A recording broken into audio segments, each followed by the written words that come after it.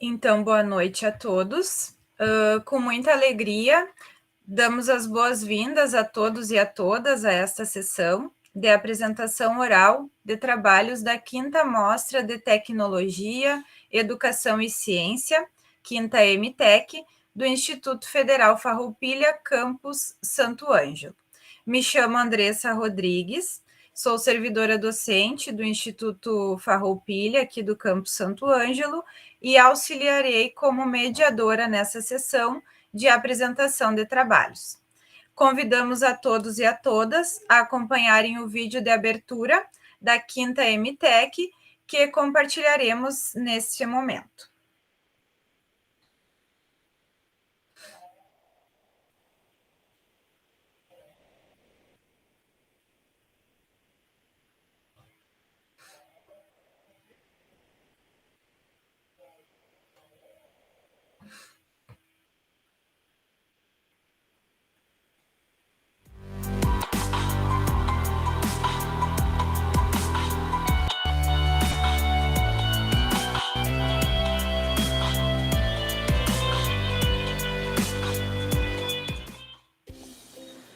Prezada comunidade acadêmica e prezada comunidade regional, estamos iniciando a 5ª EMTEC, 5ª Mostra de Tecnologia, Educação e Ciência do Instituto Federal Farroupilha, Campus Santo Ângelo. Eu sou o professor Luiz, presidente da comissão organizadora da 5ª EMTEC. Em nome da comissão, gostaria de dar as boas-vindas a todos e a todas. Que todos aproveitem o evento, prestigiando os trabalhos que serão apresentados e também prestigiando a palestra. Informo que a programação do evento está disponível no site iffarroupilha.edu.br/emtec, onde também podem ser encontradas demais informações. Dessa forma, declaramos aberta a 5ª EMTEC. Que todos tenhamos um ótimo evento. Tendo por missão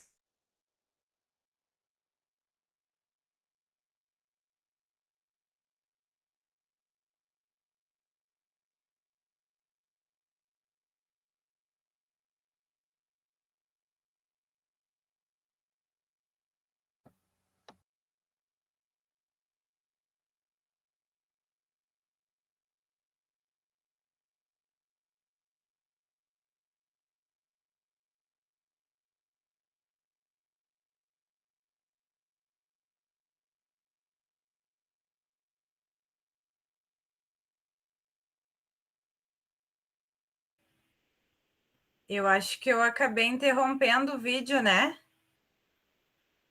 Sim. Então tá, peraí que eu vou compartilhar novamente aqui.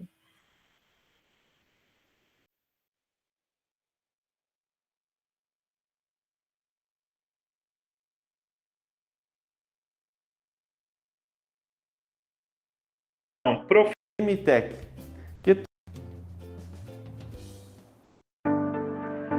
Tendo por missão promover a educação profissional, científica e tecnológica, pública e gratuita, por meio do ensino, pesquisa e extensão, com foco na formação integral do cidadão e no desenvolvimento sustentável. O Instituto Federal Farroupilha, Campus Santo Ângelo, atua na comunidade local e regional, oportunizando formação profissional, científica e tecnológica a centenas de jovens e adultos. O ensino, a pesquisa, a extensão e a inovação são os pilares sobre os quais constrói-se o trabalho, tendo como objetivo final proporcionar educação pública, gratuita e de qualidade a toda a comunidade.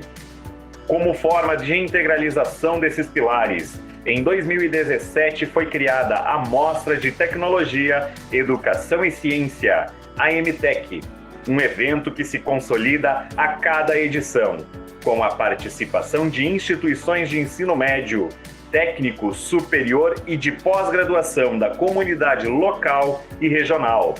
A EMTEC tem por objetivo geral oportunizar o compartilhamento de trabalhos, estudos e projetos nos campos do ensino, da pesquisa, da extensão e da inovação, elaborados por estudantes e pesquisadores do Instituto Federal Farroupilha e das instituições de ensino da comunidade local e regional, na forma de exposição, apresentação e discussão. Por meio da MTEC, o Instituto Federal Farroupilha Campus Santo Ângelo incentiva a formação de jovens pesquisadores, possibilita a articulação entre ciência, trabalho e cultura, promove a iniciativa, a criatividade e a descoberta, estimula o interesse nas áreas técnicas e humanísticas, promove o desenvolvimento da comunicação escrita e verbal pelos estudantes, possibilita o contato com diversas áreas do conhecimento e instituições de ensino, promove o intercâmbio de conhecimento e experiências, contribui para a formação de cidadãos comprometidos com o desenvolvimento socioeconômico da região. A Mostra de Tecnologia, Educação e Ciência, a MTEC, já é um evento consolidado, tendo em cada um e cada uma dos participantes do evento, em todas as suas edições, a base da sua consolidação, do seu sucesso. E é por isso que o Instituto Federal Farroupilha Campus Santo Ângelo e a comissão organizadora da MTEC agradecem a você, estudante, educador, pesquisador, extensionista e a toda a comunidade regional por acreditarem na tecnologia, na educação e na ciência. Sucesso a todos e todas e uma ótima mostra de tecnologia, educação e ciência do Instituto Federal Farroupilha Campus Santo Ângelo.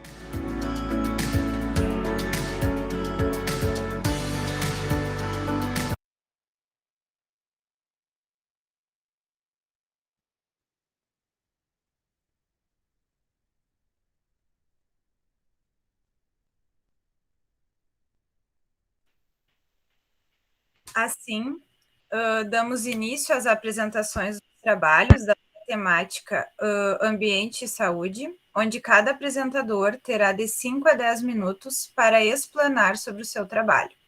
Depois de realizadas todas as apresentações, abriremos para a discussão na forma de mesa redonda, onde os avaliadores, mediadores, orientadores e participantes que assim desejarem poderão se manifestar através de questionamentos e colocações. Importante salientar que o trabalho mais bem avaliado será certificado como trabalho destaque em sua respectiva área temática. Para tanto, contamos com a participação de uma banca de avaliadores que participarão das atividades desta sessão, sendo que cada trabalho será avaliado por um dos membros da banca que não tenha envolvimento com o trabalho apresentado. Assim, então, nós iniciaremos com a apresentação do trabalho intitulado Aplicabilidade do acetil-hexapeptídeo 3 na prevenção e redução de linhas de expressão, apresentado pela Giovana de Deus Comim. Giovana, eu vou te autorizar para que você faça o compartilhamento da tua tela. Se tu puder aguardar um minutinho. Pronto, pode compartilhar a tua tela conosco. Tá, legal. Vou colocar aqui.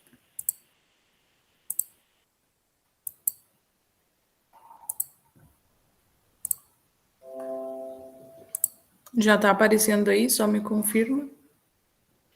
Tudo ok. Só colocar no formato daí. Isso, perfeito. Giovana, então você tem de 5 a 10 minutos, tá? Pode ficar à vontade. Tá, joia, obrigada. Então, boa noite a todas. Meu nome é Giovana de Deus Comim.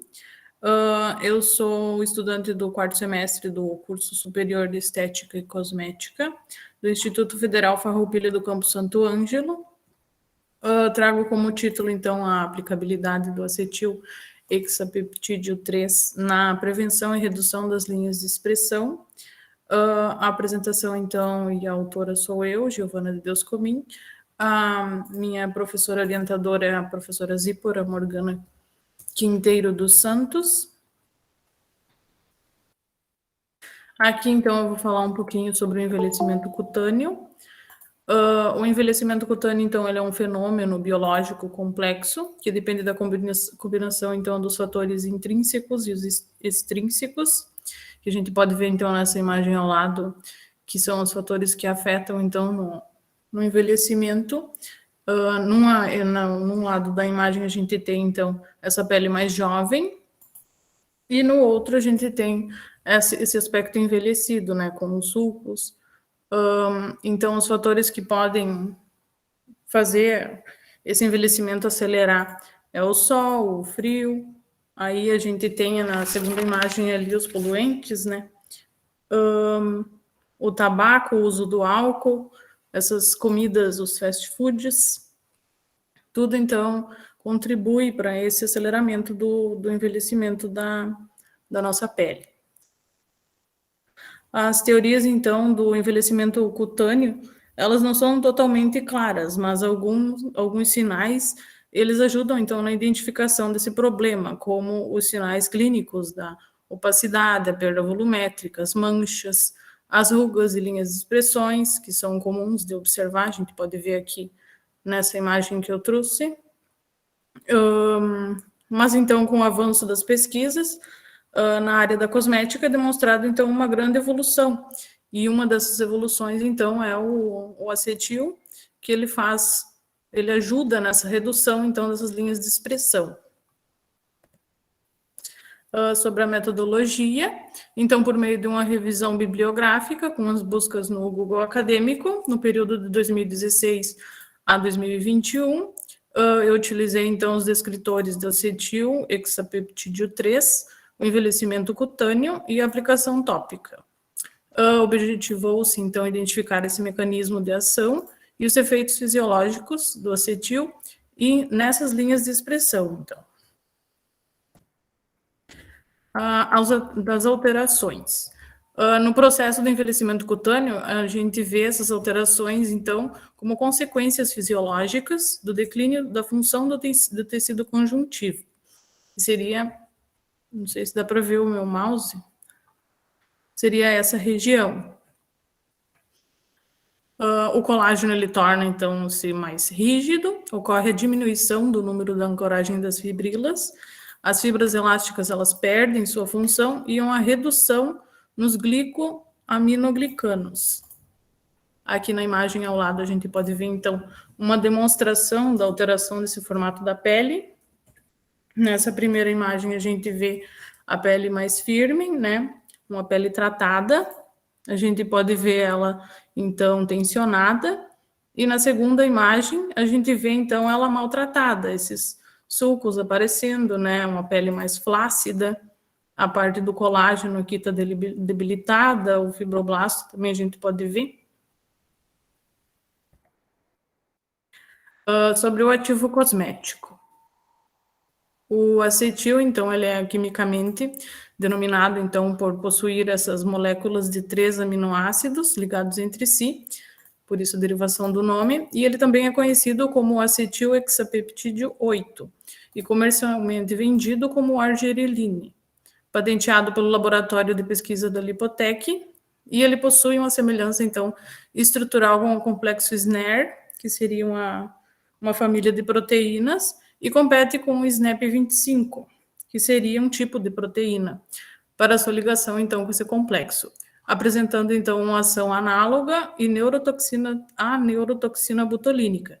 Então, é semelhante ao Botox, mas ele apresenta, então, algumas aplicações diferentes. Uma das principais diferenças entre esses ativos está na sua forma de aplicação. Enquanto a toxina butolínica é aplicada por meio de injeções intramusculares, o acetil ele é aplicado, então, topicamente. Ele pode ser aplicado todos os dias. A composição, os aminoácidos, então, que compõem a cadeia do acetil são o ácido glutâmico, a arginina e a metionina. Ele é sintético e não tóxico.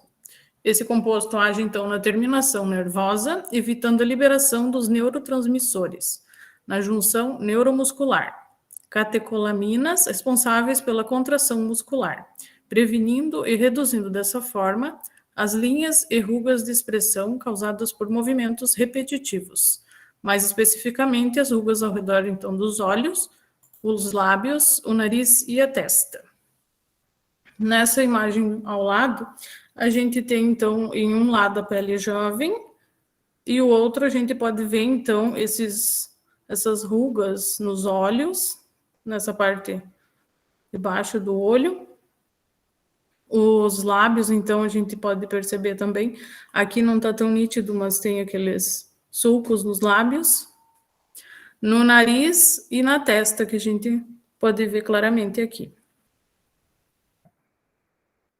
Ele apresenta, então, uma ação dermorelax, auxiliando nesse relaxamento da musculatura da pele, e por isso ele é chamado, então, um ativo Botox-like, que pode ser vinculado em cremes, nas loções, em géis, em sérums, de acordo com a necessidade, então, de cada pessoa.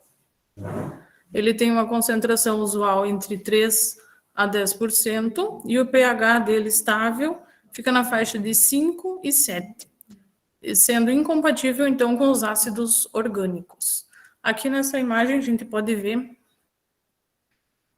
esse triângulo utilizado no rosto da mulher. Quando mais jovem o formato do rosto, ele se assemelha a um triângulo invertido. E com o passar do tempo, com a pele mais madura, né, ele se torna cada vez mais triangular, evidenciando as consequências dos fatores extrínsecos e os intrínsecos. Então, ele começa a ficar uma pele mais flácida. E o triângulo, então, a gente pode ver ele mais invertido. Aqui, então, a conclusão. Conclui-se, então, que a sua aplicação contínua e prolongada, ela não altera a função dos músculos, responsáveis, então, pelos movimentos faciais, mantendo a naturalidade da expressão da face e deixando a pele elástica e sem as depressões da derme. Seria isso aí. Muito obrigada pela atenção de todos. Obrigada, Giovana. Se tu puder parar a apresentação para nós. Pronto, parou, acho, né? Isso, ok, obrigada. Legal. Então, nós agradecemos a apresentação da Giovana e passamos para o próximo trabalho a ser apresentado. Potencial fotoprotetor, um estudo sobre alimentos que desempenham função contra a radiação solar, apresentado pela Vitória Rosa da Silva. Vitória, eu vou te colocar como organizadora aqui para te poder apresentar. Tá. E eu já te dou o ok.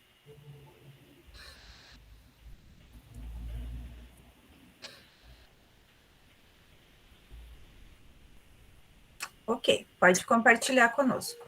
Certo.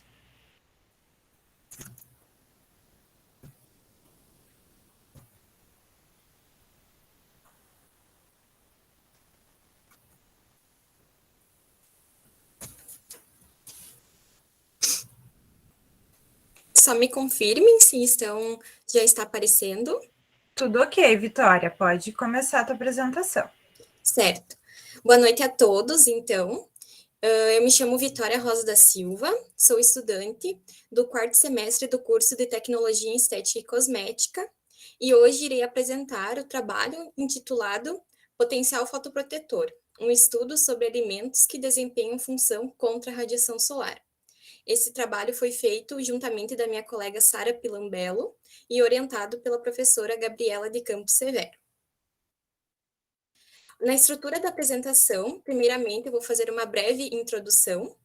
Também falarei sobre o objetivo do nosso trabalho, a metodologia aplicada a ele, os resultados alcançados, a nossa conclusão e as referências bibliográficas. Bom, primeiramente, né, nós temos que a radiação ultravioleta, a RUV, que é emitida pelo Sol, ela pode ser muito nociva à nossa saúde, muito relacionada, então, com o fotoenvelhecimento, né, envelhecimento precoce. Também muito comum o surgimento de manchas, e em casos mais graves, queimaduras e até mesmo câncer. A pele, né, a gente sabe que ela encontra-se constantemente em contato com a radiação solar, né, e substâncias ambientais também, o que provoca, então, a formação de radicais livres na pele. E a busca, né, por novas medidas de proteção, né, vem sendo alcançadas, e também que potenciais fotoprotetores em alimentos, né, estão sendo investigados. Então, o objetivo do nosso trabalho, né, é abordar sobre esses alimentos que podem desempenhar esse papel de fotoproteção, né, e como que eles vão atuar no nosso organismo. A metodologia, então, do nosso trabalho, ela baseia-se numa revisão bibliográfica. O período que nós utilizamos foi de 2000 a 2021. Os parâmetros, né, de inclusão foram artigos em português que relatassem seus estudos, em suas pesquisas, né, considerações e dados sobre a atuação de alimentos que exercessem, né, um papel de fotoproteção, né, e que estivessem indexados no Google Acadêmico. Como palavras-chave, nós utilizamos, então, alimentação fotoprotetora, alimentos fotoprotetores e fotoproteção oral. A partir disso, a gente fez a seleção dos artigos, cerca de 148 foram identificados e 6 foram incluídos, então, para a presente revisão. Então, falando um pouquinho, né, sobre os resultados, nós temos, então, que a pele ela apresenta um mecanismo de defesa natural contra a radiação ultravioleta, mas ela é uma proteção limitada, né, tornando indispensável, então, medidas de fotoproteção. Nas nossas análises também, a gente constatou que a alimentação, né, por meio de compostos fotoprotetores, eles são grandes contribuintes à saúde da pele. E agora falando um pouquinho, então, sobre esses alimentos, né, quais são eles, alguns exemplos, nós temos que, então, alimentos ricos em vitamina C e E são muito eficientes, né, contra esses malefícios causados pela radiação ultravioleta, por serem antioxidantes, então, e estarem bloqueando a oxidação causada pelos radicais livres. A vitamina C, ela possui algumas propriedades que incluem a sua capacidade de melhorar, então, a função de barreira da epiderme, né? Assim como a sua aplicação tópica também demonstra proteger as estruturas contra os danos causados, né, pela radiação solar, através da proteção, né, das células.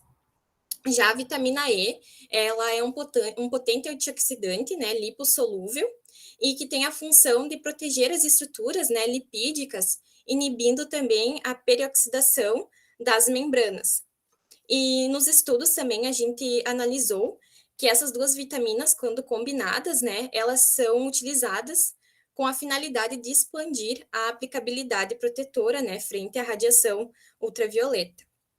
Como exemplos, então, de vitamina E, a gente trouxe, então, a amêndoa, o azeite de oliva e o milho.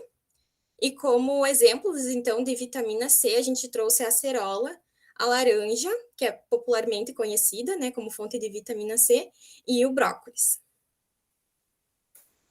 Da mesma forma, então, uma dieta rica em carotenoides, como licopeno, beta-caroteno, luteína e zeaxantina, elas também vão estar favorecendo, né, a proteção. No caso do licopeno e do beta-caroteno, né, eles diminuem as espécies reativas do oxigênio, evitando, então, os danos de DNA nas células, né, promovendo a dissipação do excesso de energia luminosa, protegendo, então, a pele de modo ativo. O beta-caroteno, que como exemplo eu trouxe aqui a cenoura, ele é utilizado, então, né, como fotoprotetor devido à sua ação antioxidante, que atua contra os radicais livres, né, que são induzidos, né, pela radiação ultravioleta, de forma a proteger a pele contra eritemas. E o licopeno, então, ele representa também um carotenoide, né, com elevado poder antioxidante e anticarcinogênico, e tem também a capacidade de eliminar esses radicais livres, né, que são produzidos, então, pela radiação ultravioleta. como exemplo, então, de licopeno, a gente trouxe o tomate, como exemplo de beta-caroteno, a cenoura, fonte de luteína, então, a gema do ovo, e fonte de zeaxantina, o espinafre. E há outros alimentos também que se encaixam nessa categoria, mas a gente trouxe alguns para exemplificar. Bom, outros resultados que a gente analisou nos nossos estudos foi que os alimentos, né, fotoprotetores, eles nos trazem uma proteção endógena, né, pois eles estão diretamente em contato com o nosso organismo, e eles acabam, então, alcançando toda a extensão da nossa pele. E os mecanismos de ação desses fotoprotetores diéticos, eles atuam no acréscimo da barreira protetora da pele contra a radiação ultravioleta, né? E agem como antioxidantes, então, na proteção das biomoléculas, né? Promovendo a indução do reparo celular e também ações inflamatórias, né? Anti-inflamatórias. O consumo desses alimentos, né, é muito importante evidenciar que eles não substituem de maneira nenhuma a utilização de métodos, né, de proteção evidenciados e tradicionais, como filtro solar, como bonés, chapéus, óculos, uma roupa adequada, né, principalmente para aquelas pessoas que trabalham em exposição ao sol, né, como, por exemplo, os carteiros. Então, a nossa conclusão, né, foi que, diante dos resultados, o estudo conclui que a utilização desses alimentos, né, com capacidade de fotoproteção, eles trazem benefícios ao nosso organismo. Esses alimentos também podem ser enquadrados em alimentos funcionais, que são aqueles alimentos, né, que trazem um benefício à nossa saúde, além do poder de nutrição, como estudado na disciplina de nutrição aplicada à estética, e que a funcionalidade desses alimentos deve ser amplamente divulgada à comunidade, né? Já que os quadros de incidência de fotoenvelhecimento, câncer de pele estão em ascensão. Muitas vezes a gente acaba consumindo esses alimentos, mas não sabe desse potencial fotoprotetor que eles têm. Aqui as nossas referências bibliográficas. Isso, muito obrigada pela atenção de todos. Agradecemos, então, Vitória.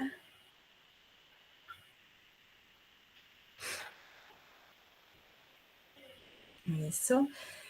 Então, agradecemos a Vitória pela apresentação e passamos para o próximo trabalho a ser apresentado, o potencial hidratante do ácido hialurônico baseado em estudos cosméticos, que será apresentado pela Sara Daniele Pilambello. Sara, se tu quiser compartilhar a tua tela conosco, tu já está autorizada. Ok. Já está compartilhando? Tá, quase apareceu. Tudo ok, tá, Sara? Então, okay. Você tem de 5 a 10 minutos, só antes de você iniciar, pessoal, lembrando que a lista de presença está no chat, tá? Então, eu vou compartilhar ela novamente e ao final também ela será compartilhada. Então, não deixem de assiná-la para posteriormente, né, retirar o certificado de participação. Certo, então. Boa noite, meu nome é Sara Pilambello, eu sou estudante do curso de Tecnologia em Estética e Cosmética do quarto semestre, e hoje eu vou apresentar o meu trabalho que tem por título O Potencial Hidratante do Ácido Hialurônico baseado em estudos cosméticos, que teve coautoria da Vitória Rosa da Silva e orientação da professora Cipra Morgana Quinteiro. A minha estrutura da apresentação, então, eu vou começar com uma pequena introdução, partir para objetivos, metodologia, os resultados, a conclusão e, então, referências bibliográficas. Bem, a nossa pele, ela é o órgão principal de revestimento do nosso corpo, tem a função, então, de proteção. E a principal barreira protetora da nossa pele é o manto hidrolipídico, que, como o próprio nome já diz, é formado por um conjunto de lipídios. E quando esse conjunto de lipídios ele sofre uma agressão, alguma perda, ele precisa ser reconstruído, reposto constantemente. E essa reconstrução, essa reposição de lipídios, ela pode ser feita através da hidratação. E aí, onde entram os produtos tópicos que a gente pode utilizar para repor as moléculas de água que são perdidas da nossa pele, né? Para proporcionar, então, um aspecto mais macio, uniforme e saudável da pele. Então, esse trabalho objetivou, então, uma averiguação das propriedades biológicas, as funções e efeitos conhecidos do ácido hialurônico. Esse trabalho ele foi feito através de uma revisão bibliográfica de artigos que foram publicados no período de 2000 a 2021, que estavam em língua portuguesa e anexados no Google Acadêmico, e que tinham por tema principal a ação e as características do ácido hialurônico. Então, utilizando palavras como hidratação cutânea, ácido hialurônico e cosmético, esses termos, nós encontramos 2.930 artigos, mas aplicando, então, esses critérios de inclusão que já foram citados, nós selecionamos 3 artigos. Resultados, então, o ácido, vendo os artigos selecionados, nós vimos que, então, o ácido hialurônico, ele é um componente natural da nossa pele, já é produzido pelo nosso corpo. Ele é um polissacarídeo da família das glicosaminoglicanas, e ele localiza-se na matriz extracelular da pele. Ali ele preenche, fazendo com que a água permaneça durante mais tempo no nosso corpo. Ele também ajuda as fibras de colágeno a ficarem vivas, dando sustentação, elasticidade e equilíbrio hídrico, deixando a pele flexível. Segundo pesquisas que foram realizadas, o ácido hialurônico, ele tem uma grande capacidade de interação com a água, ele é um bom retentor da água.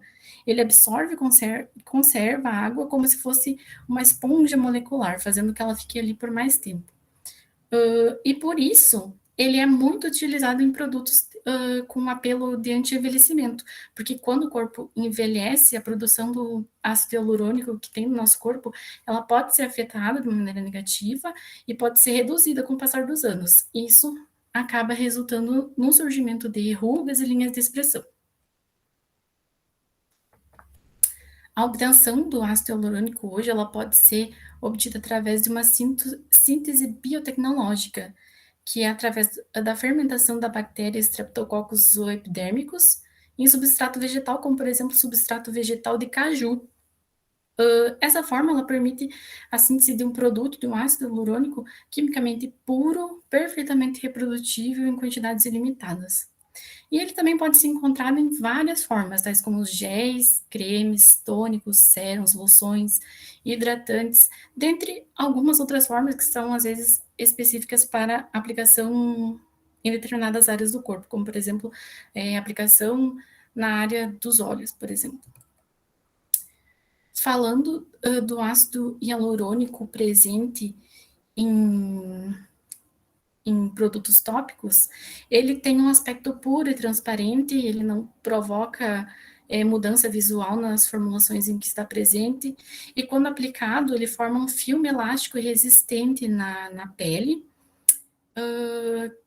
que não tem um toque sedoso, não é oleoso, gorduroso, e ele é tão compatível com a pele que ele permite a troca cutânea e a respiração cutânea, não interfere em nada. Ele é estável na faixa de pH entre 5,5 a 7,5 e normalmente desenvolvido em concentrações de 1 a 5%. Aqui nós temos exemplos de produtos que contêm esse apelo hidratante e preenchedor que contém o ácido hialurônico, da marca O Boticário e Caudali, e também encontrado em diferentes formas, como sérum, gel creme e hidratante.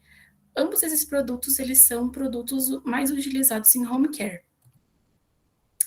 Mais alguns produtos também, em forma de fluido hidratante, máscaras em gel. Esses produtos também podem ser utilizados em home care, mas normalmente são mais utilizados em cabine para uso profissional.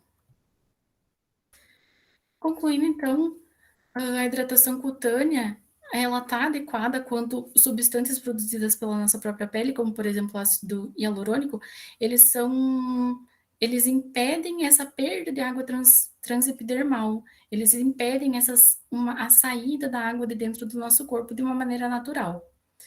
E a aplicação tópica do ácido hialurônico, ele também pode vir a reforçar a estrutura da pele, atuando ao lado das fibras, suavizando rugas e linhas de expressão, por causa da compatibilidade dele com a pele e a interação que ele tem com a água, que ele a retém bem e faz com que ela permaneça durante mais tempo na pele.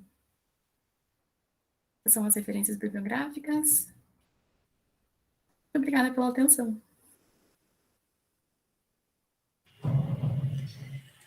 Obrigada, Sara.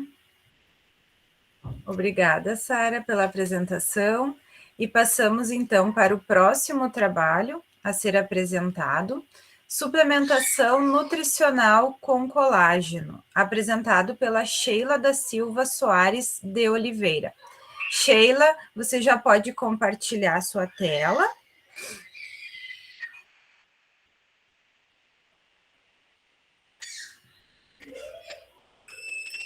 Sheila, está me ouvindo?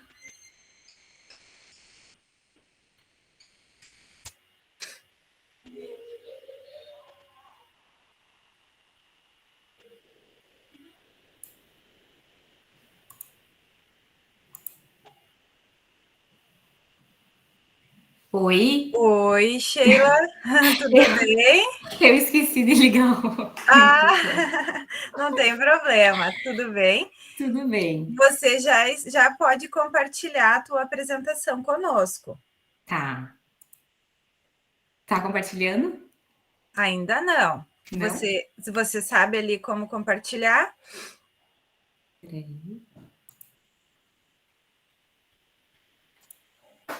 Isso, tá?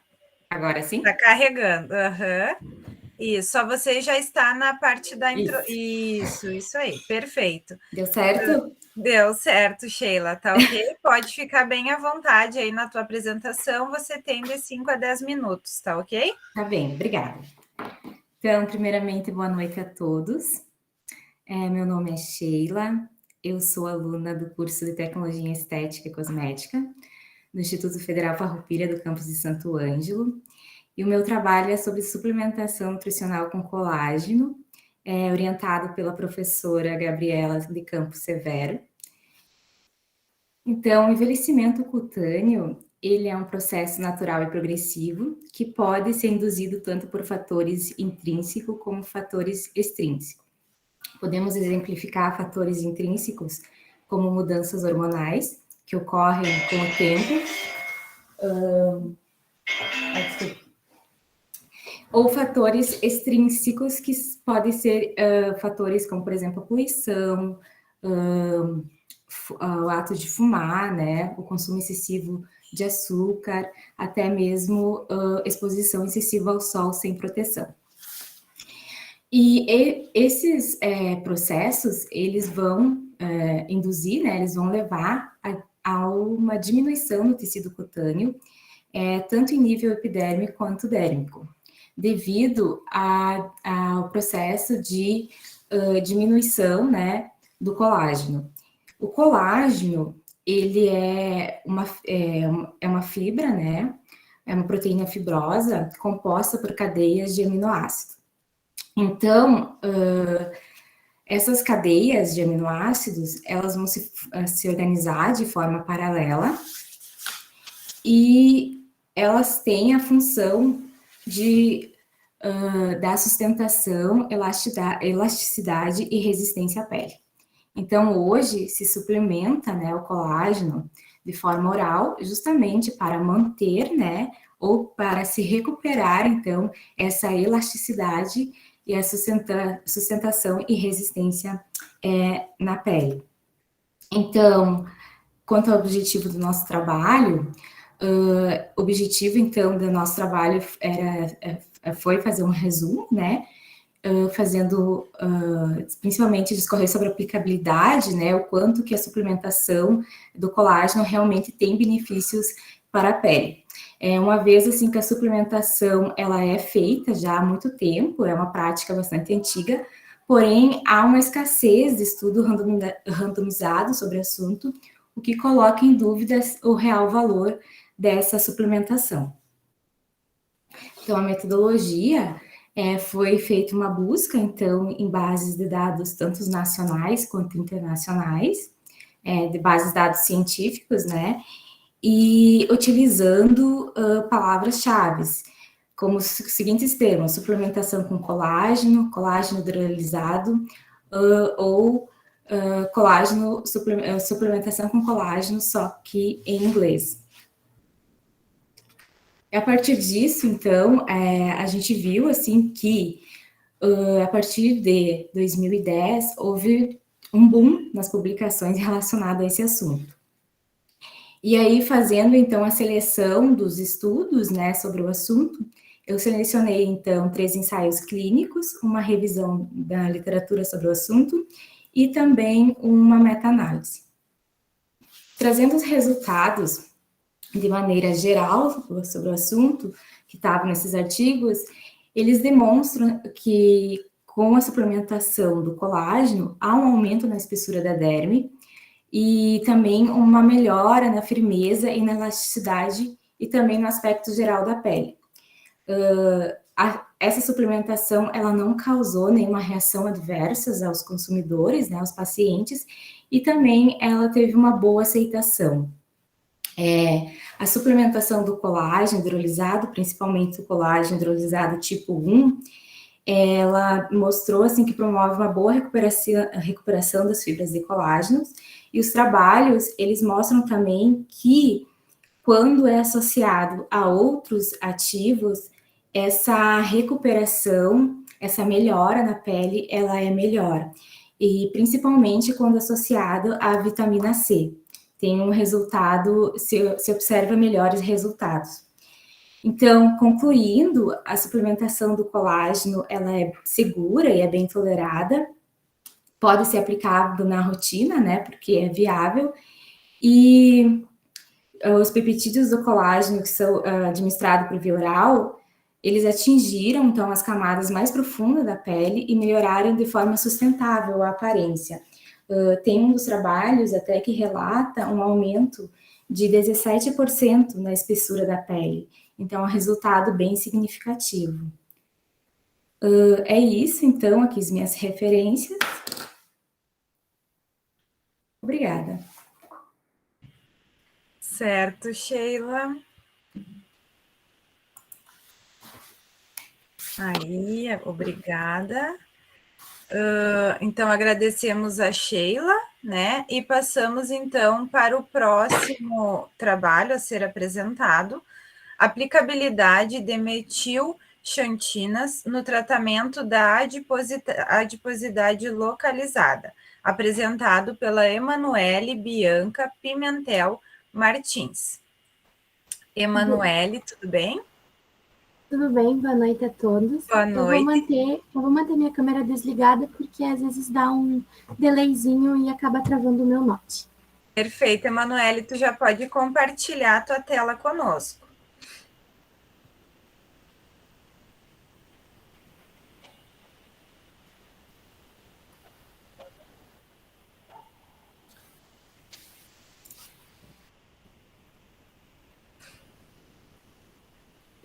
Tá apresentando? Tá, tu compartilhou acho que a tela inteira. Tá, só um pouquinho que eu acho que... Aqui.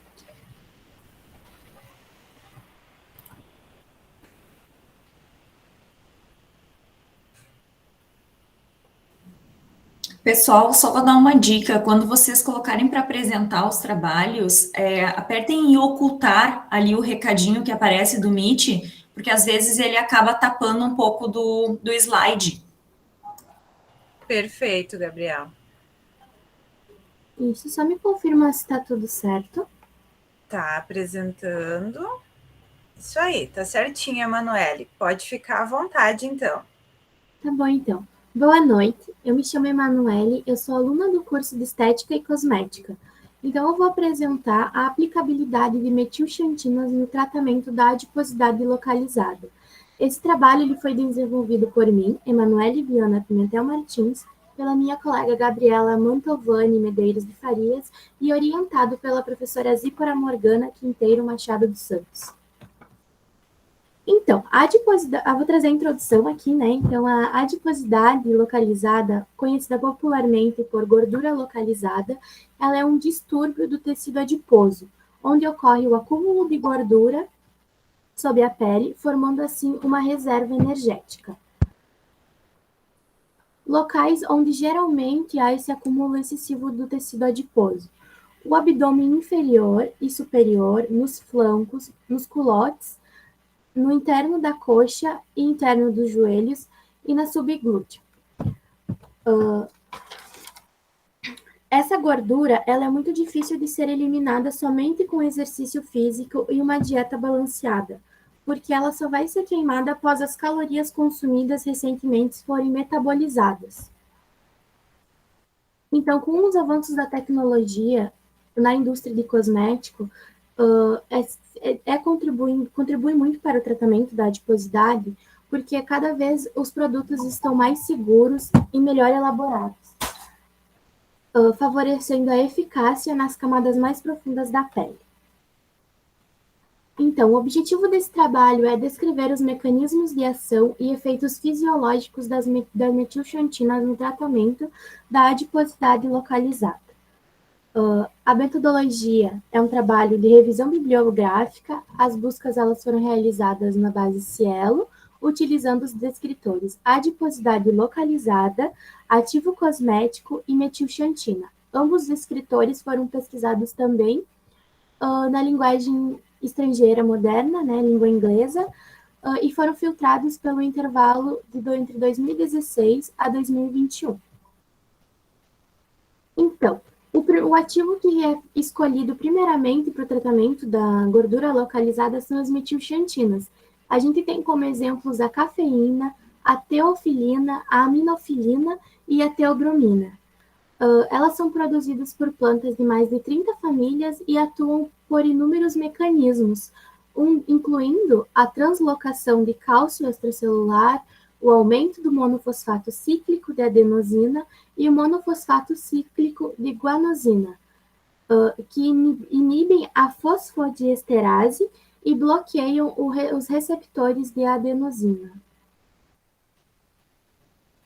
No processo de lipólise, as metilxantinas atuam no estímulo da microcirculação, ativando, então, a permeabilidade da pele. Elas inibem a fosfodiesterase nas células adiposas, reduzindo o tamanho dos adipócitos. E elas aumentam o monofosfato cíclico de adenosina.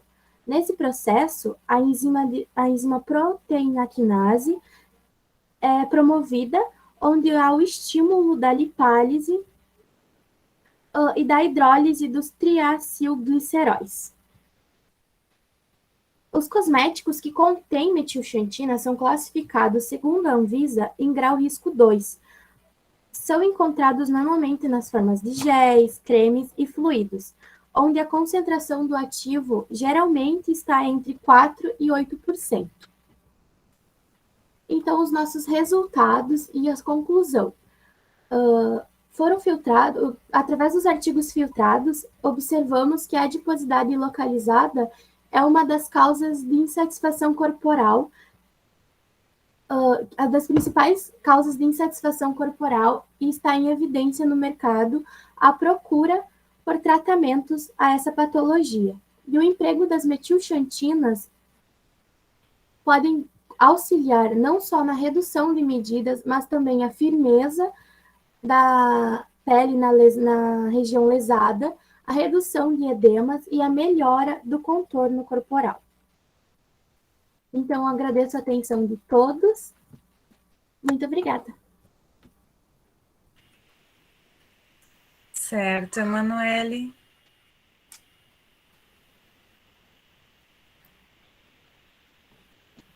Isso, obrigada. Então, Emanuele.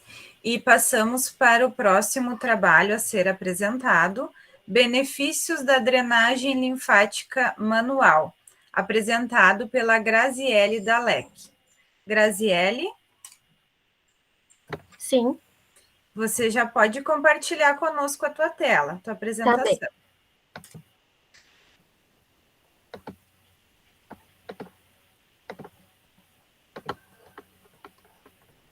Tá aparecendo? Tá carregando. Tá. Isso, perfeito. Tá bom.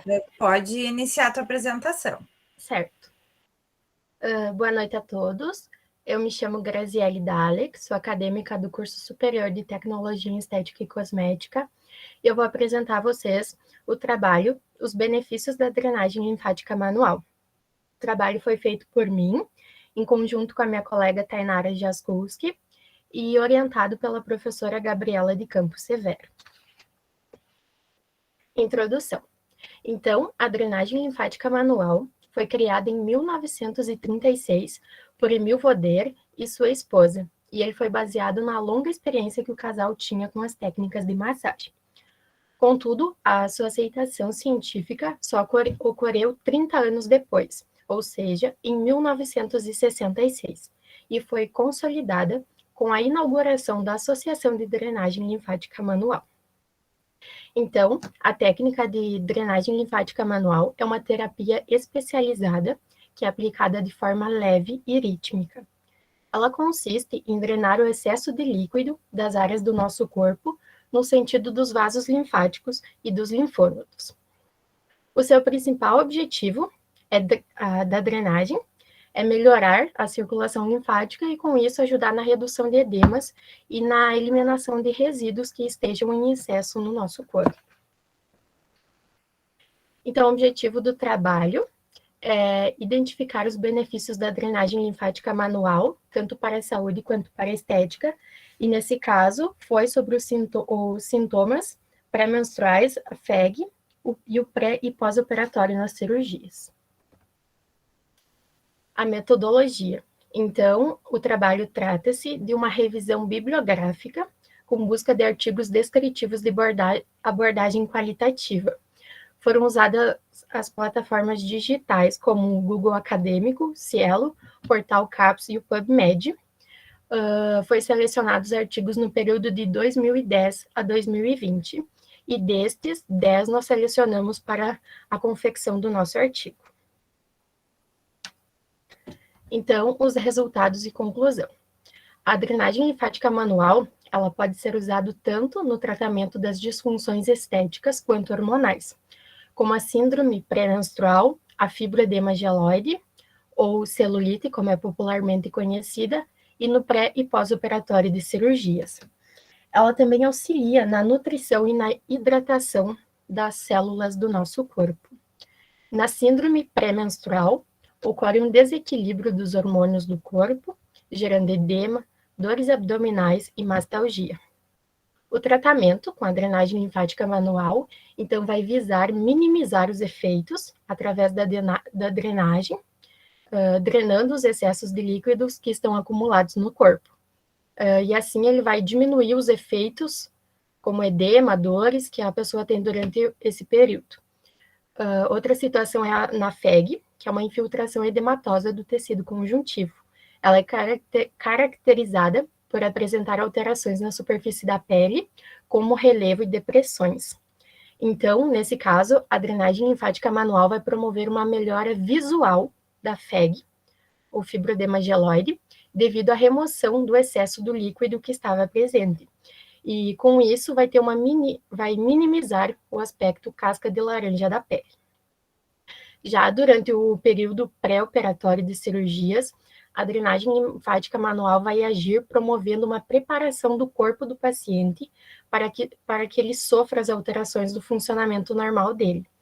E já no pós-operatório, ele busca trabalhar com a diminuição dos edemas e dos hematomas, a neoformação vascular e nervosa, promovendo a recuperação de uma forma mais acelerada e fazendo com que as cicatrizes também melhorem de forma mais rápida.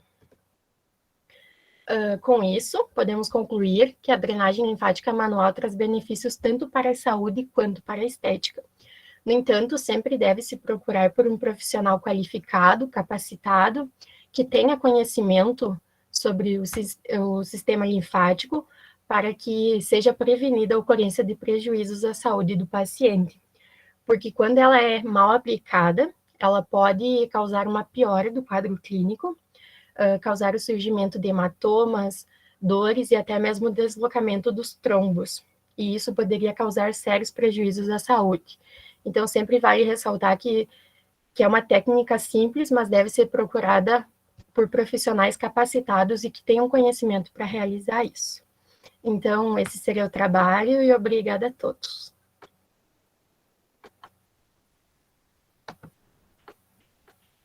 Certo, Graziele.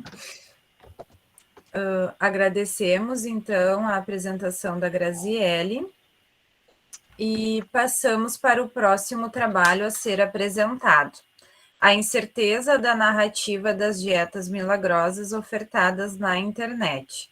Apresentado, então, por Isis Demeneghe Lemos da Silva. Isis.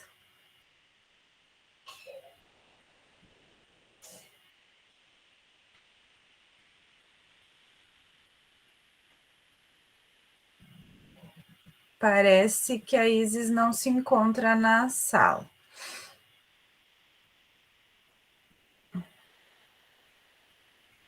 Certo, então. Vamos passar para o próximo trabalho. Ativos cosméticos aplicados ao tratamento da pele oleosa. Apresentado por Marcela Pipe Terra do Amaral. Marcela se encontra em sala?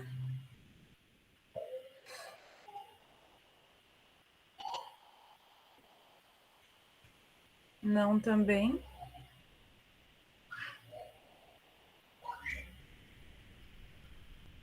Ok. Então, os dois últimos trabalhos, as apresentadoras não se encontram presentes. Posteriormente, caso elas acessem, né, a gente pode verificar aí com os avaliadores a possibilidade de apresentação, ok? Então, mais uma vez chamando, né, a Isis e Marcela, né, acho que as duas não estão presentes, ok? Então, agradecemos a todos os apresentadores, né, e seus trabalhos apresentados, e passamos, então, para o momento de questionamentos e discussões. Então, primeiramente, a gente passa a palavra para a banca de avaliadores, e aí todos os presentes na sala podem fazer questionamentos e fazer intervenções. O chat será aberto nesse momento também, para que todos tenham a possibilidade de participar. Fiquem à vontade, Gabriela e Lucimara.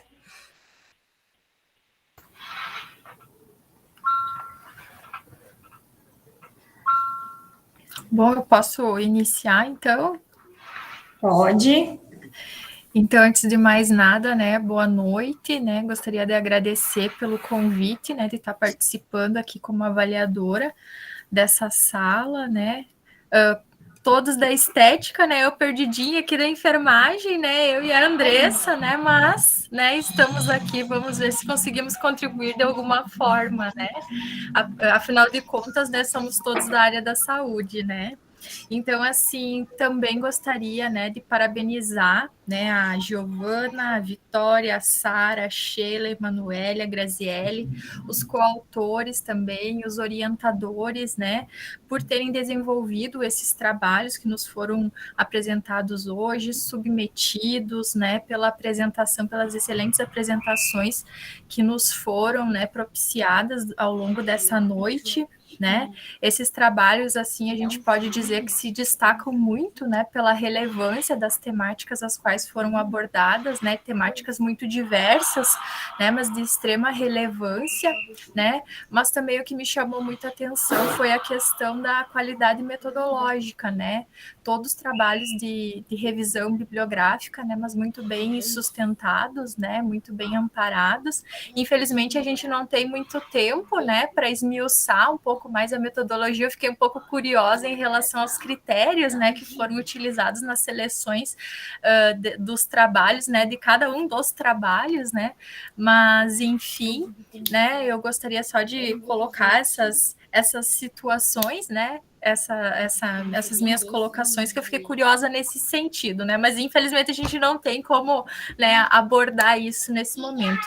Assim, eu não tenho nenhum questionamento em específico, né, para fazer, né? Na verdade, assim, eu me chamou muito a atenção essa questão da qualidade, né? E eu espero que esses trabalhos, né, eles tenham uma continuidade, né? Que sejam ampliados, né, no sentido de estar gerando outras publicações que vão estar agregando tanto para a formação, né, desses profissionais, quanto, né, para o nosso instituto, né, para o fortalecimento dessa parte de pesquisa aqui no nosso instituto. Da minha parte, seria isso. Bom, boa noite, então, a todos, né? No início a gente entrou ali na sala, acabou não dando boa noite a todo mundo.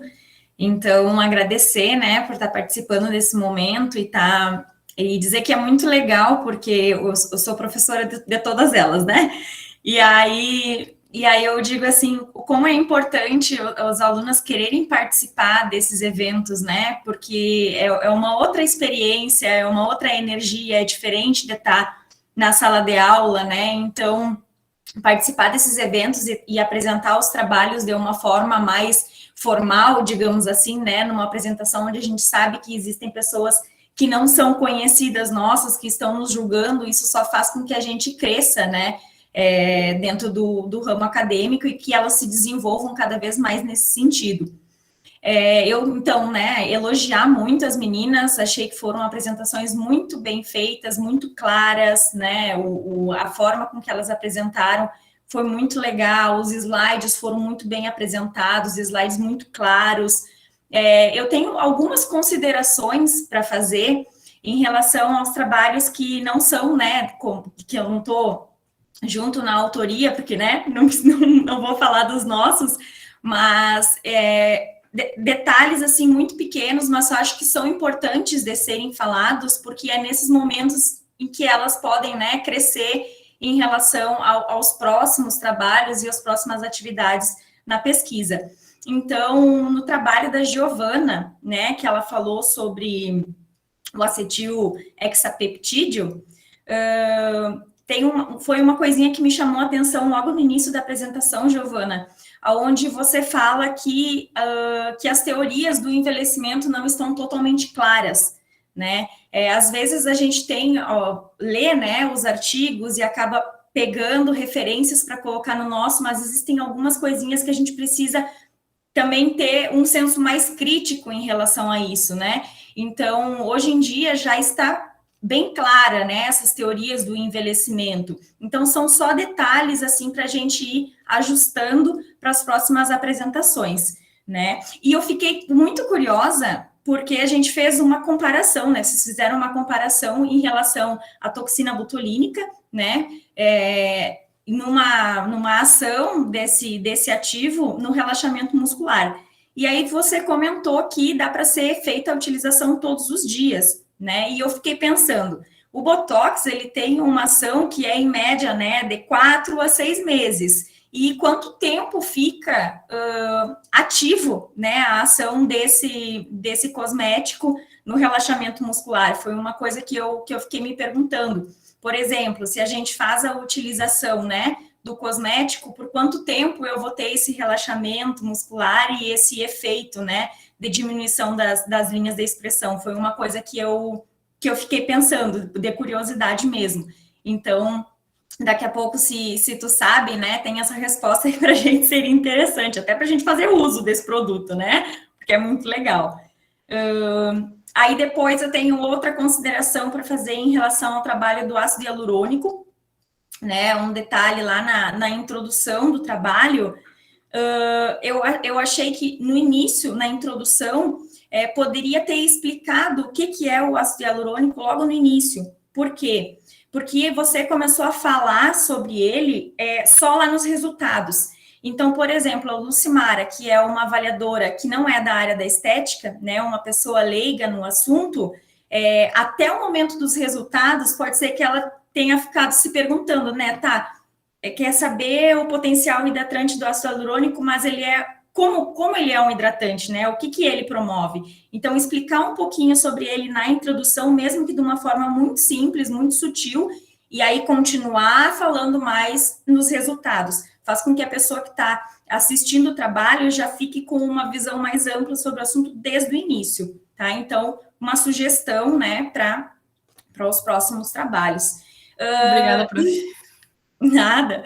E sobre o trabalho das metilxantinas, né, a Emanuele, uma sugestão, Emanuele, quando tu explicou sobre a ação das metilxantinas, né, praticamente toda a tua explicação foi sobre o mecanismo de lipólise, né, tu foi explicando como as metilxantinas induzem a lipólise e, consequentemente, a diminuição da gordura localizada, né, só que ficou todas na forma de texto. Então, para uma próxima, uma sugestão é de colocar um esquema, né? Por exemplo, um esquema de como acontece o processo de lipólise, e aí, durante esse esquema, tu vai mostrando, então ele vai agir aqui, vai agir ali, né?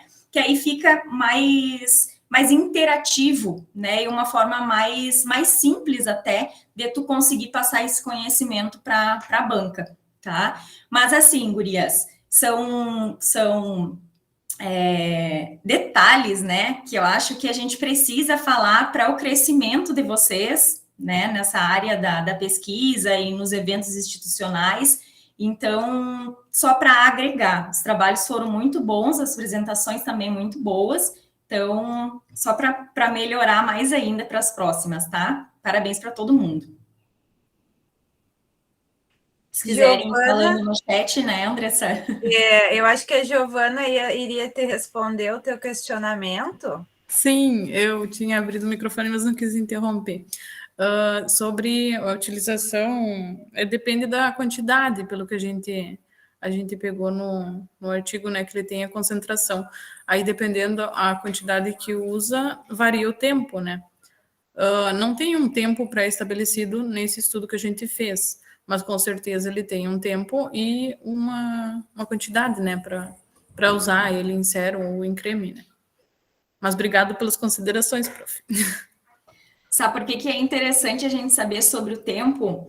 Porque eu nunca fiz a utilização, né? Mas eu já ouvi falar sobre a utilização desse produto, por exemplo, para quem vai num casamento, vai numa festa, né? Porque ele promove um efeito lifting momentâneo, né? Na hora. Então, por exemplo, para quem quer fazer a maquiagem, já tem aquelas linhas de expressões bem marcadas, ele dá o efeito lifting. Daí eu fico pensando, né? Por quanto tempo? Né? Às vezes tu tá numa festa, chega no final da festa, o efeito já tá acabando. E aí, né? Às vezes não vale a pena. Passou da meia-noite, né? Então, talvez, né, tenha uma duração bem relativamente curta, por isso dá para ir fazendo a utilização diária. Mas é bem interessante esse produto. Bem legal. A sugestão de uma nova pesquisa aí, né, Gabriela? Então, enquanto o pessoal vai se aquecendo aí nas perguntas, estão todos meio tímidos, né? Mas a ideia é que a gente faça uma mesa redonda, inclusive nós temos servidores, colegas, enfim, que estão aqui na sala, fiquem à vontade para participar, para tirar as suas dúvidas, enquanto o pessoal aí vai amadurecendo os seus questionamentos. Eu também gostaria, enquanto mediadora, parabenizar as apresentações, né? Todas as apresentações bem pensadas, bem formuladas, né? Todas dentro do tempo mínimo e máximo, né? Isso é muito importante no momento de uma avaliação. Por não ser da área, com certeza vocês agregaram muito conhecimento para mim, né? Nenhum trabalho tinha conhecimento muito superficial e alguns nem sabia sobre o assunto, né? E aí também esses momentos são extremamente importantes porque a gente também aprende, né? Nessas apresentações. Então, parabéns a todas, né?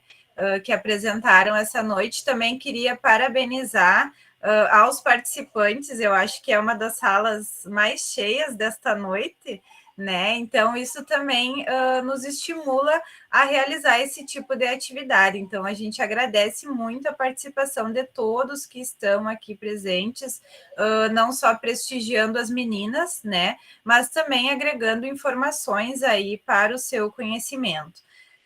Eu queria também ressaltar a questão da realização das revisões bibliográficas, isso é uma coisa que a gente tem discutido, né, gurias, no grupo de pesquisa, que muitas vezes a gente deixa a revisão, né, como segundo plano, né, e eu acho que esse foi um momento de vocês retomarem isso, né, e trazerem a importância, né, que é importante a gente saber o que outros estudos estão trazendo, o que outras pessoas, né, cientistas da área estão pesquisando a respeito de determinados assuntos para contribuir depois com as nossas futuras pesquisas, né, e no caso de vocês, inclusive, com a aplicabilidade lá na prática, né, lá na atuação de vocês dentro da área da estética. Então, parabéns por trazerem essa questão metodológica, né, extremamente importante e que é um passo inicial, digamos assim, né, para a gente fazer outros tipos de pesquisa.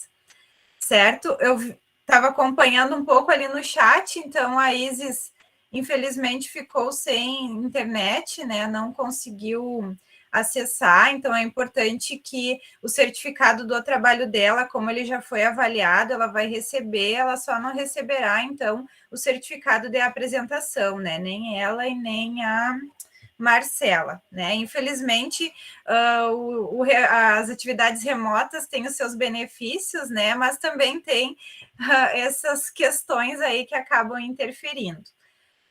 Pessoal, eu gostaria de abrir, então, para quem quiser fazer algum questionamento, trazer alguma contribuição.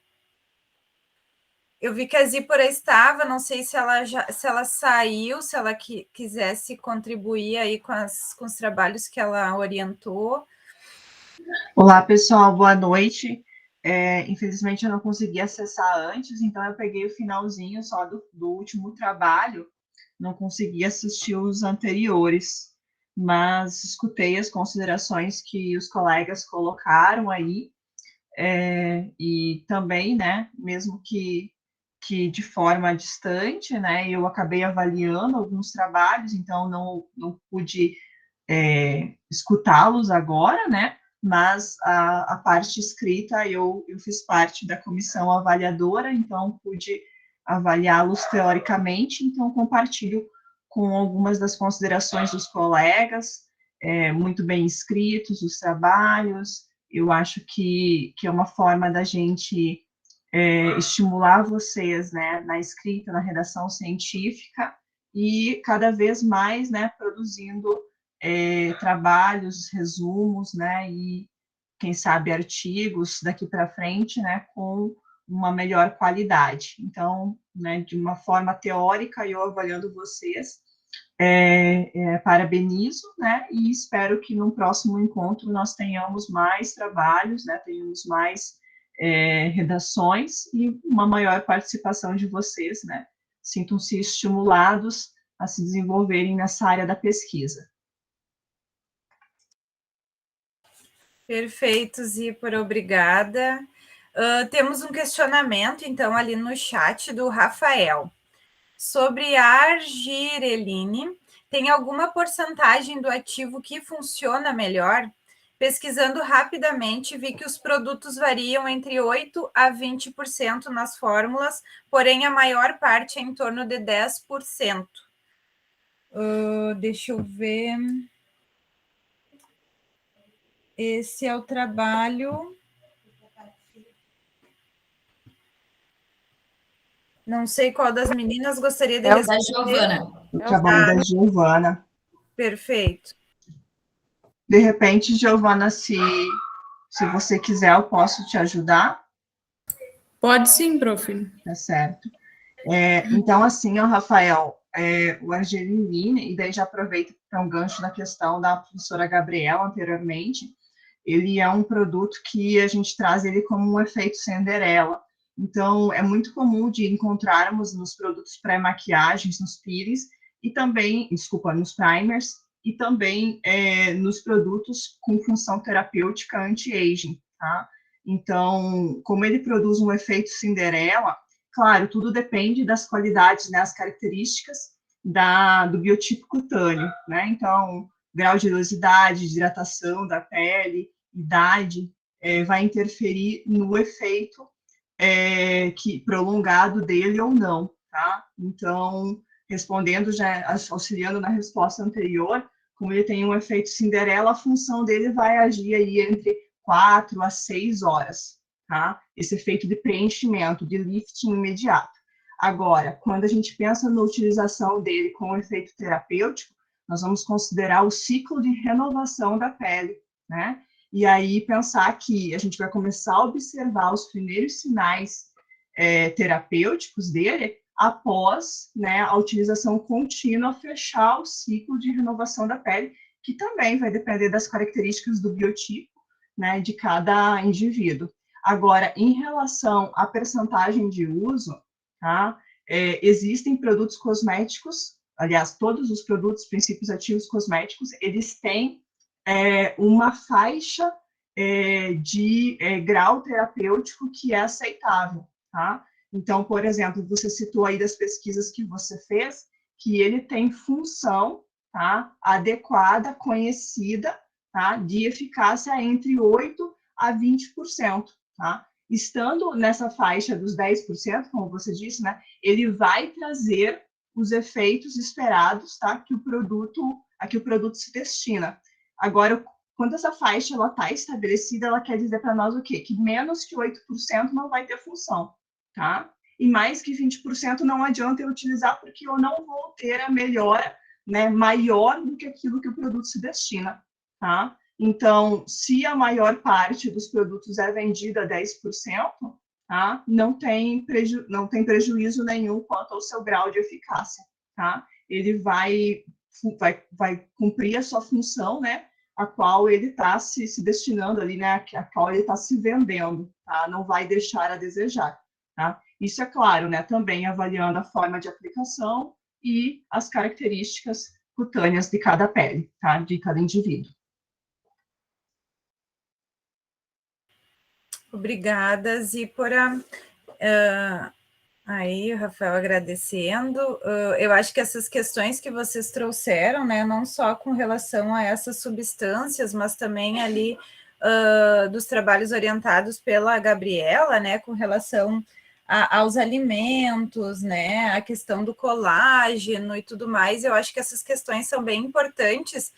Como eu falei, eu não domino a área, né? Mas também para estar substituindo procedimentos invasivos, muitas vezes, né? Que a gente possa, né? Nós possamos incluir aí na nossa rotina de cuidados também, né? Que não seja necessário aí uma intervenção, muitas vezes, né?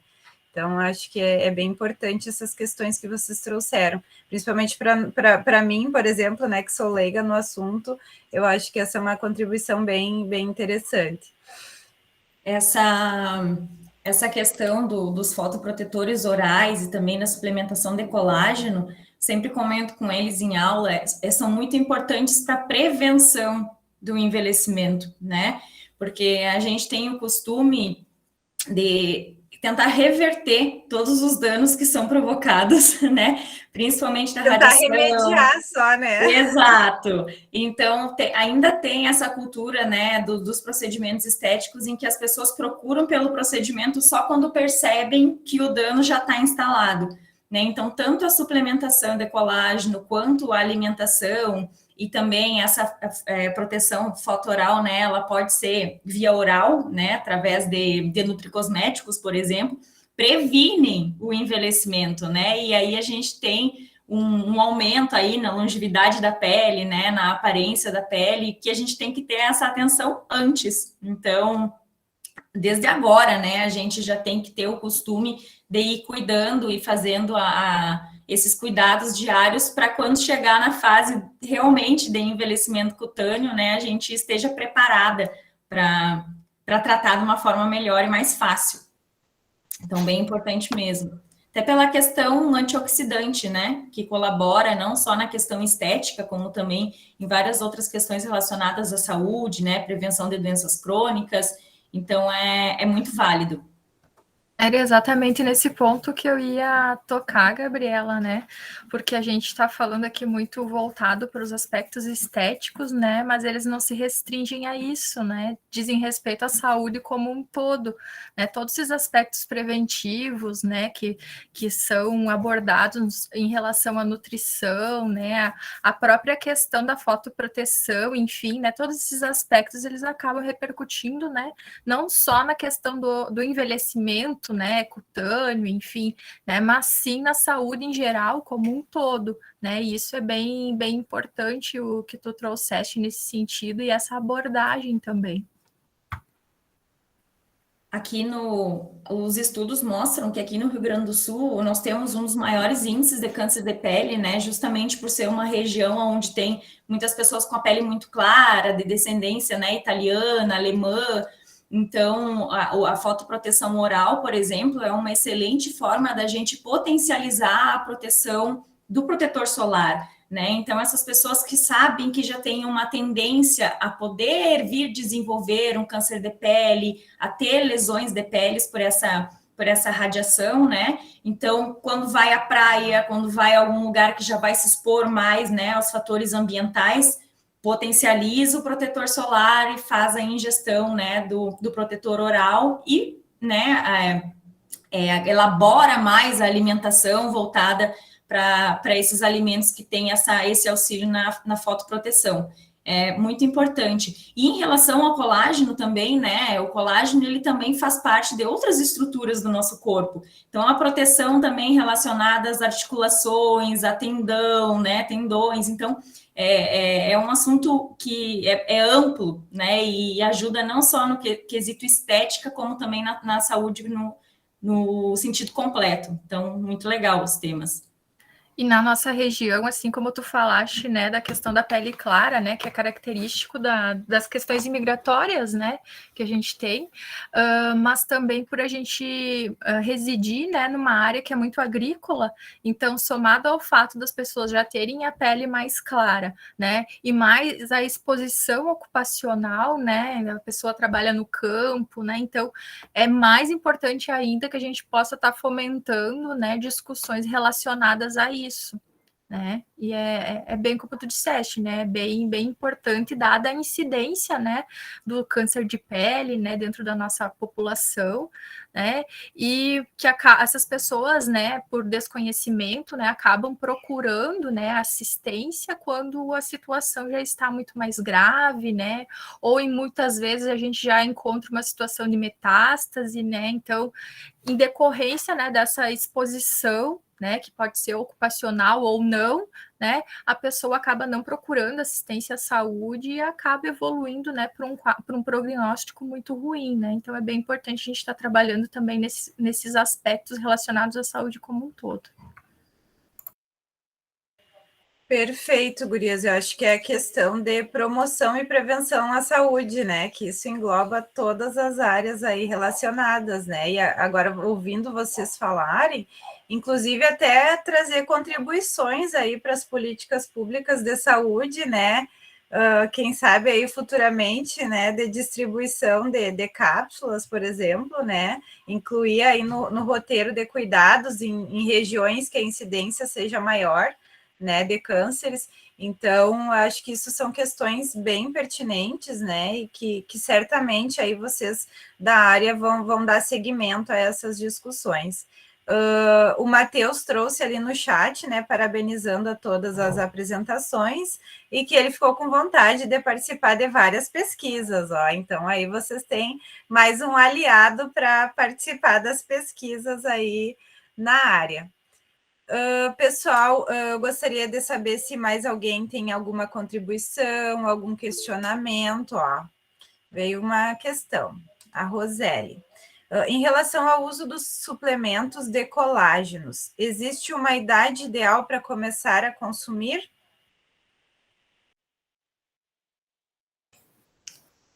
Oi. Não tem nada estabelecido, mas assim, os trabalhos mostram que a partir dos 30 anos que se pode se iniciar a suplementação. Mas não, porque o colágeno ele não é assim tóxico ou que leva a algum problema, né? Então, a suplementação tu pode fazer, por exemplo, quem tem problemas em articulações, que é outro tipo de colágeno, suplementa quando assim que necessário, né? Pode ser tipo um jovem que tem problema tipo na articulação do joelho, ele vai suplementar. Então, se tu tem necessidade de suplementar para a pele, tu também suplementa, mas geralmente as pessoas começam a suplementar quando começam a aparecer os primeiros sinais, né, de envelhecimento. A partir dos 30, Fábia, eu costumo brincar, né, que a mulher, coitada, depois dos 30 ladeira abaixo, né? Então o colágeno também, ele começa, né, a diminuir a síntese, a formação do colágeno a partir dos 30 anos, né? Então, além dos fatores externos que podem potencializar o envelhecimento cutâneo, intrinsecamente, né, a gente começa a produzir menos colágeno. Então, a partir dos 30 está liberado, né, a suplementação e a mulherada pode aproveitar e tomar bastante colágeno hidrolisado. Vamos ter que correr atrás da máquina, então, né? Certo, pessoal. Não sei se tem mais alguma contribuição, mais algum questionamento.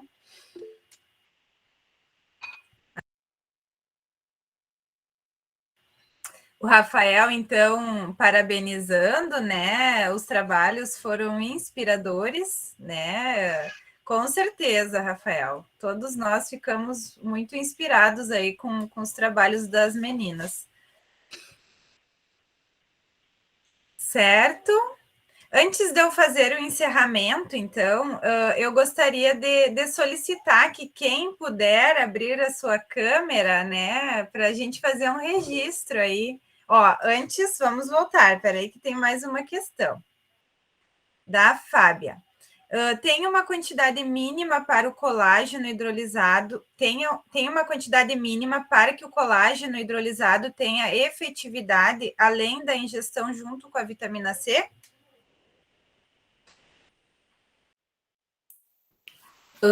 Assim, quando ele é em cápsula, quando é suplementado em cápsula, ele geralmente vem na dosagem de 1000 miligramas. Mas a IDR dele, né, pode ser de 8 a 10 gramas por dia. Então, depende de como a pessoa vai suplementar. Se ela vai suplementar em cápsula ou se tu pode comprar ele em pó também e suplementar na tua alimentação. Por exemplo, em sucos ou até mesmo durante as refeições.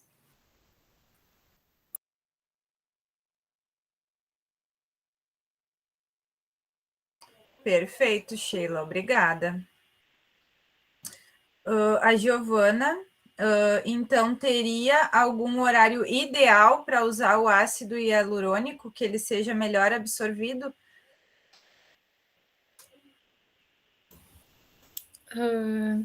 Eu não li nada disso durante as leituras, né, durante a revisão, eu acredito que não. Acredito que no momento que tu utiliza, o corpo já vai absorver, já vai fazer a utilização, então acho que não existe um horário ideal.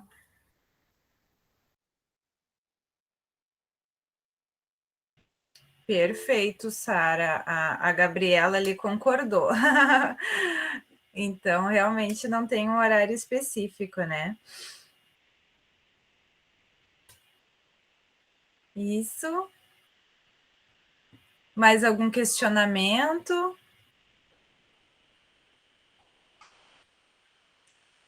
A Fábia já está se organizando aí para a foto. Pessoal, mais algum questionamento? Podem ir pensando enquanto a gente faz o registro, tá? Só para a gente não perder aqui o registro da foto. Quem puder abrir sua câmera, né? As meninas aí, todas lindas, olha só, que sala recheada, hein? Ó, e tem uns bendito fruto aí, né, no meio. Pessoal, não precisa sair, tá? Quem não puder abrir a câmera não tem problema, tá? Só quem for possível abrir a câmera aí, então. Isso, arrumem os cabelos, passem os perfumes, né?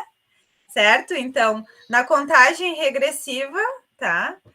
3, 2, 1. Isso aí, muito bem. Ficou ótimo. Depois vocês vão ver lá nas publicações os rostinhos de vocês, tá bom? Obrigada, né? Pessoal, mais alguma questão, alguma dúvida, mais algum questionamento? Quem não assinou a lista de presença, ela está no chat, tá? Não esqueçam de assinar depois para a certificação, ok? Não? Então, não havendo mais questões, né? Então, eu vou encaminhar aqui o nosso encontro para o encerramento, tá? Então, lembramos que todos os trabalhos submetidos e aprovados na 5ª MTEC estarão disponíveis em breve na forma de anais no site do evento, www.iffarroupilha.edu.br/MTEC. Assim, damos por encerrada a sessão de apresentação de trabalhos da área temática Ambiente e Saúde, parabenizando e agradecendo aos apresentadores e apresentadoras de trabalhos, aos autores e autoras e aos avaliadores. Convidamos a todos para seguir participando da nossa programação, lembrando que teremos mais apresentações de trabalhos e a palestra de encerramento na noite de amanhã. Ok, pessoal, muito obrigada a todos e a todas por essa noite. Até mais.